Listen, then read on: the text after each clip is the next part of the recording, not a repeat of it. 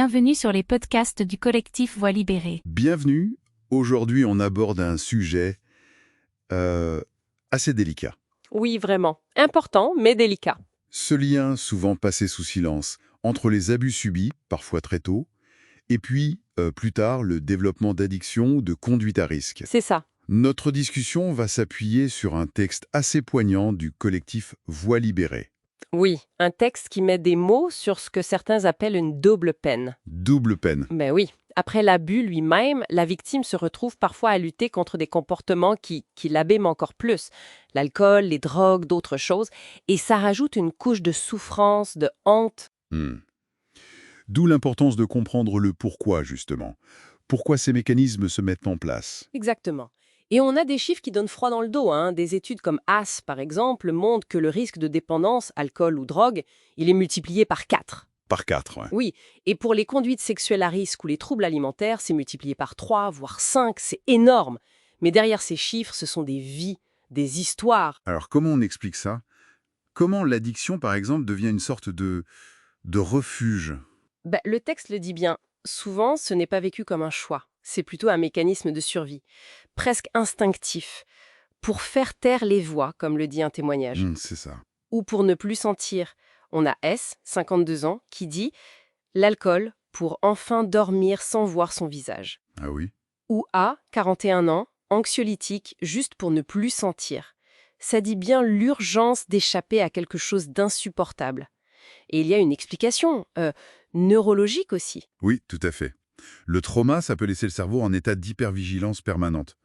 L'amygdale, notre système d'alarme, est comme bloqué sur on. D'accord. Et les substances psychoactives, elles vont, en quelque sorte, appuyer sur off. Elles court-circuitent cette alarme.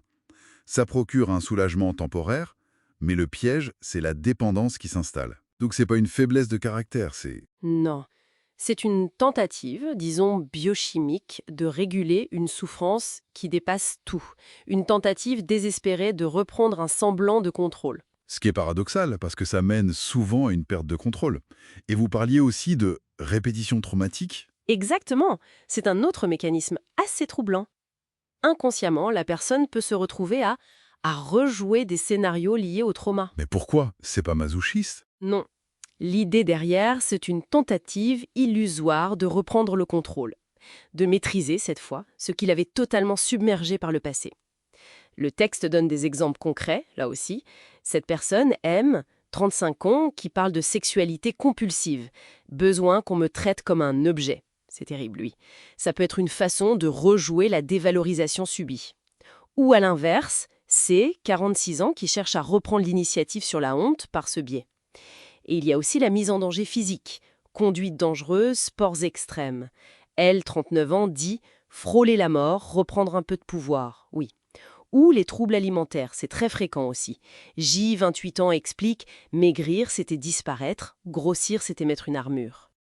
Waouh! Ce qui est important de voir, c'est que tous ces comportements, si différents soient-ils, sont en fait des symptômes, des manières détournées d'exprimer une douleur qui ne trouve pas les mots. Et comme si ça ne suffisait pas, il y a la honte liée à ces comportements eux-mêmes. Qui vient s'ajouter à la honte de l'abus initial, absolument. N, 43 ans, le dit très bien. Je me dégoûtais, je me haïssais encore plus. C'est un cercle vicieux terrible qui doit être encore plus dur à briser si l'entourage juge, non? Tout à fait. Le jugement extérieur, même parfois de thérapeutes pas assez formés, qui voient juste un manque de volonté ou une perversion, ça renforce l'isolement et cette conviction intime d'être fondamentalement mauvais ou cassé. D'où l'importance d'une approche qui comprend le trauma.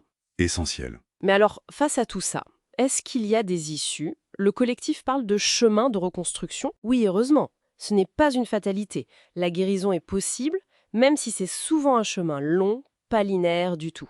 Et quelles sont les clés d'après eux? D'abord, la reconnaissance. Reconnaître que le trauma originel est la cause de ces difficultés actuelles. C'est fondamental pour déculpabiliser. D'accord. Ensuite, les thérapies spécialisées. On pense à l'EMDR, qui aide le cerveau à digérer les souvenirs traumatiques, ou les approches sensorimotrices, qui travaillent sur l'empreinte corporelle du trauma. Et la parole? Crucial. Partager sa parole dans des groupes de soutien, par exemple. Entendre d'autres dire « moi aussi », ça brise l'isolement d'une manière très puissante. L'entraide redonne aussi un sentiment de pouvoir agir. Le message du collectif, c'est aussi un appel à la société, non? Arrêtez de blâmer la victime. Oui, c'est un message très fort. L'abus est la cause première. L'analogie qu'ils utilisent est parlante. On ne reproche pas à quelqu'un qui se noie de se débattre de manière désordonnée. On essaye de l'aider. Voilà. Voir un survivant qui utilise l'alcool, ce n'est pas juste voir un alcoolique. C'est reconnaître la blessure immense qui est dessous. C'est voir l'impact durable du crime initial.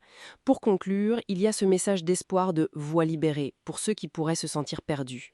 Vous n'êtes pas seul. Vous êtes blessé, pas brisé. Vous avez le droit de demander de l'aide. Vous avez surtout le droit de vous pardonner. C'est puissant. Oui, Pour sortir de la culpabilité et pour nous tous en tant que société pour mieux accompagner. Et ça nous laisse avec une question peut-être. Si on accepte que ces comportements sont des symptômes d'une blessure et pas juste des défauts moraux, qu'est-ce que ça change dans notre façon de réagir? Comment on accompagne vraiment au-delà du jugement, que ce soit dans le soin, la justice ou juste dans nos relations de tous les jours? Ça demande une sacrée transformation du regard. Ce podcast a été produit et réalisé par le collectif Voix libérée. Pour nous écrire, partager ou témoigner, adressez-nous un mail à pecantores37@gmail.com. Parce que nos voix comptent. Parce que le silence n'est plus une option. Parce que la mémoire exige justice et vérité.